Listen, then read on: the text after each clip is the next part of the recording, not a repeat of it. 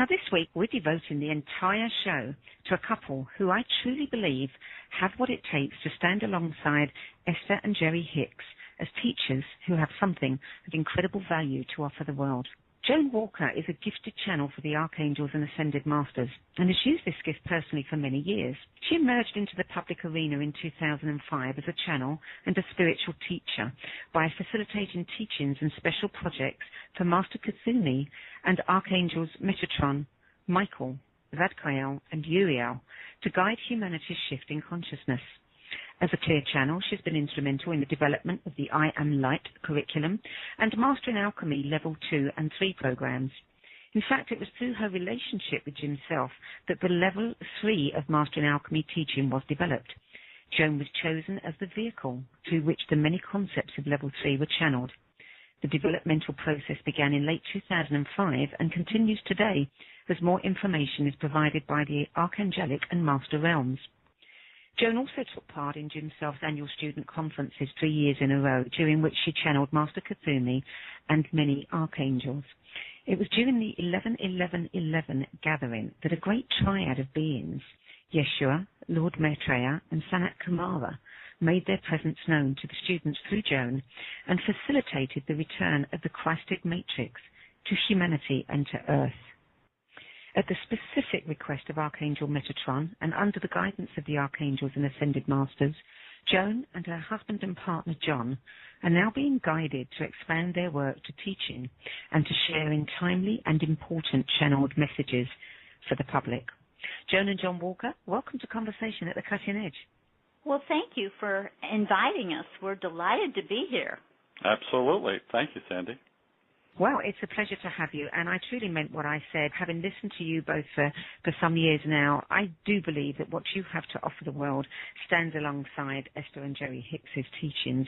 Before we go into some of the information that you've been receiving of late, I'd like to just backtrack, Joan, and ask you, how this all came about for you. I know that you were a meditator for many, many years, but did you ever have an ambition to channel? Did you think it was something that was possible for you, or was it a surprise?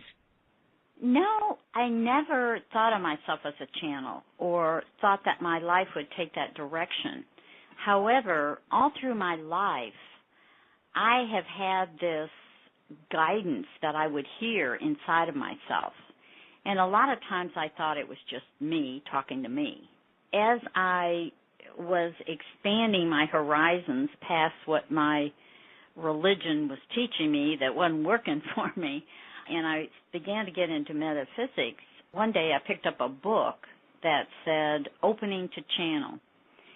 And I bought it and brought it home, and as I started leafing through it and looking at it, something inside of me said, you already know how to do this. And I really felt that deep within myself that I could do that if I chose. So John and I were discussing that, and he said, well, go for it. I think it's great. If you can do it, fine. Try it. So that's exactly what happened.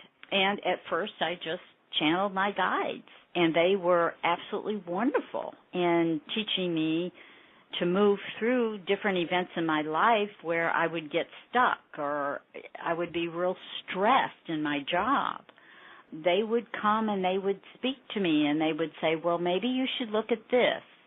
Or they would encourage me to journal. And then they would come and they would talk to me. So that's how it all started. How did you react to that, John? Scared the heck out of me. No, I'm just kidding. I was able to open up at that point in time knowing that Joan was connected. And I had been remembering things for a long time. I just didn't know how to put words on them or really understand what was going on. And as a child, I would do out-of-body and astral projecting. I would, first thing I would do when I was like 5 years old, I would find myself in the corner of the ceiling in my bedroom, and then next thing I knew, I was up in some star visiting with a bunch of good people. And so, but it's something that you don't go down and say, hey, Mom, guess what I did? So I was able to then discuss that with Joan, and of course, as we have been able to connect with more and more of these great beings, we have been told that we came here together and as a couple to bring the masculine and feminine, divine masculine and feminine together, and to exhibit that in our lives to help humanity. So it's been pretty cool, and it's very exciting. But we've only been together for 55 years, though, so I guess we kind of got used to each other. You had to go through your 3D lives before this began to emerge as something you could do together. Yeah, absolutely. Yeah. I mean, John had his business that he traveled a lot. He was in corporate world, and I had a small business that I operated and for 20 years. So it wasn't till we both retired, and I had been channeling all along this time, like I said, my guides. And then all of a sudden, things kind of shifted, and I started to channel Archangel Ariel. And it just moved on from then. And by that time, John and I both were retired. So it was quite exciting that I was able to channel at that level at that time.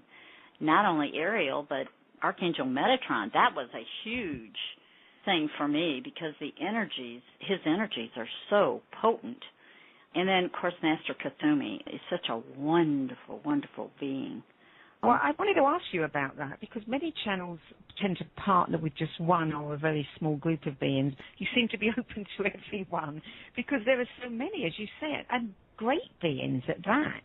Yeah. Mother Mary, Anna, Mary Magdalene, Melchizedek, Yeshua. Why do you think that you are attracting so many of those great beings? Well, first of all, I've read some different channels over the years, especially early on.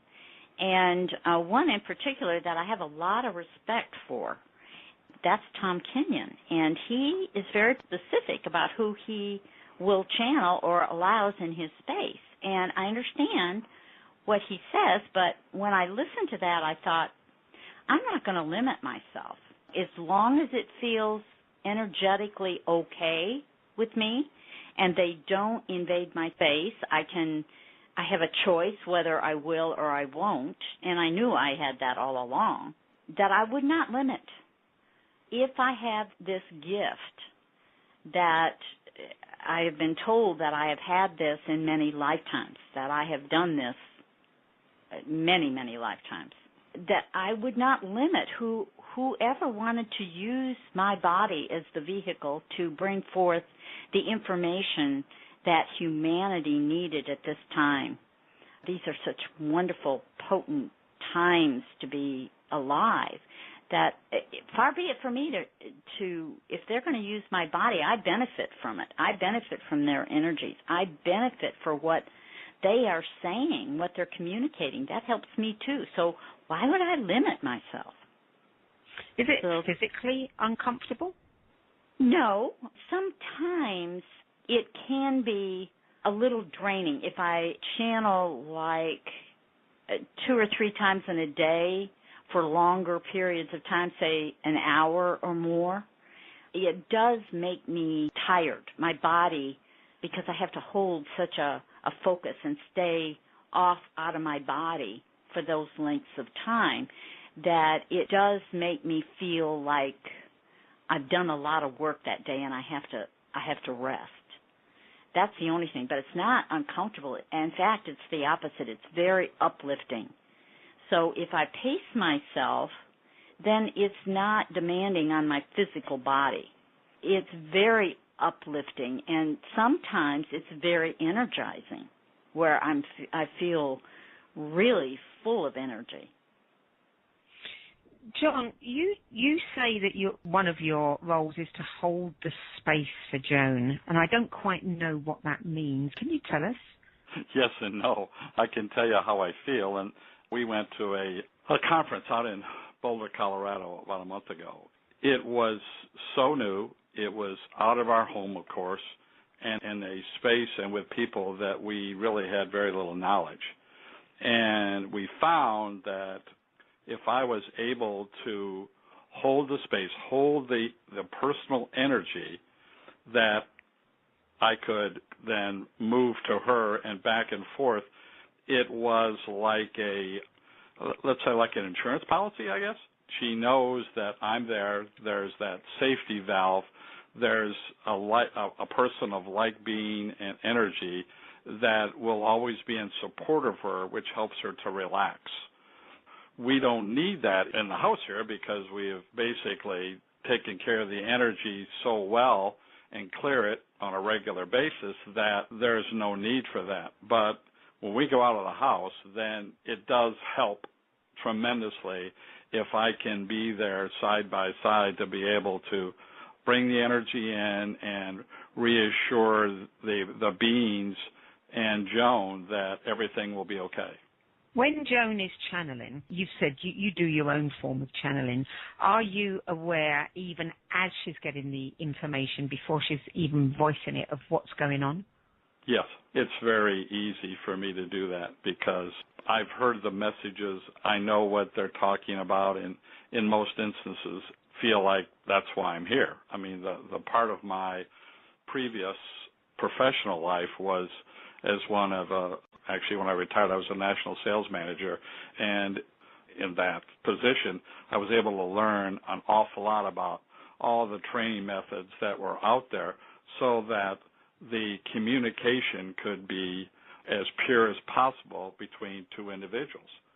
I've been very fortunate. All these years of my business life were helping prepare me for this. Well, I think it's interesting that you come as a couple. Now, I mentioned earlier about Esther and Jerry. I don't know if that makes you feel comfortable, but I know that there's more to this than just you standing there and supporting her through the process, because it is really about this balance of the masculine and feminine, isn't it? Oh, absolutely. We have been told, and this, of course, is pretty personal, but when we have audiences with Yeshua and Mary Magdalene, that 2,000 years ago, that was one of the first big attempts to bring that divine masculine and divine energy to Earth. We've been basically informed that that's what we are also here for. Forgive me, but I'm just using those names as an example. No comparison, please. They were just divine individuals. We both can exhibit and do exhibit on a regular basis the attributes of both the masculine and feminine, and we have no issues in doing that. It's kind of unusual sometimes, not with Joan, but with me. Sometimes people give me a second look because, I've learned a lot more about compassion and love and those types of things. Sometimes that's not always considered the, quote, masculine thing to do, but I know it's right, so I feel very blessed.